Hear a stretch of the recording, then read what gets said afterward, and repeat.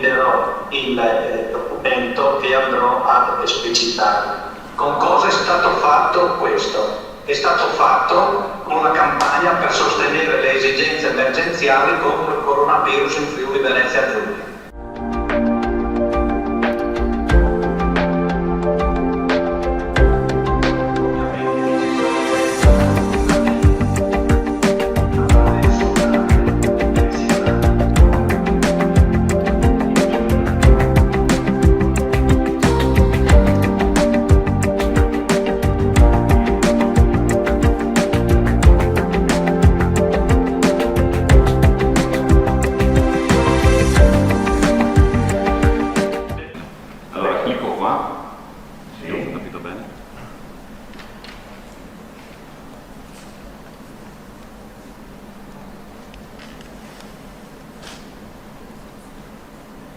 Segniamo un po' di saturazione.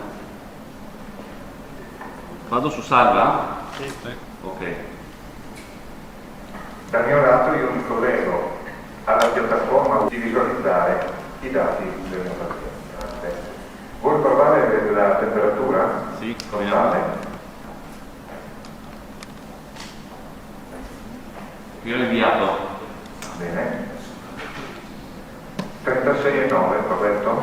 Corretto. Benissimo. Abbiamo anche la pressione arteriosa.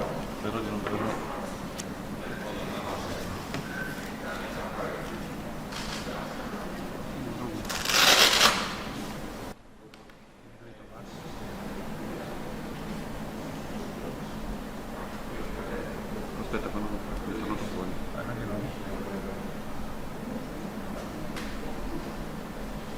Ho inviato.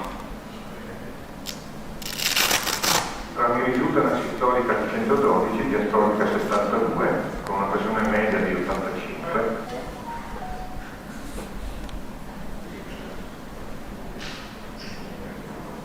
Ecco, ci vediamo. Si vede?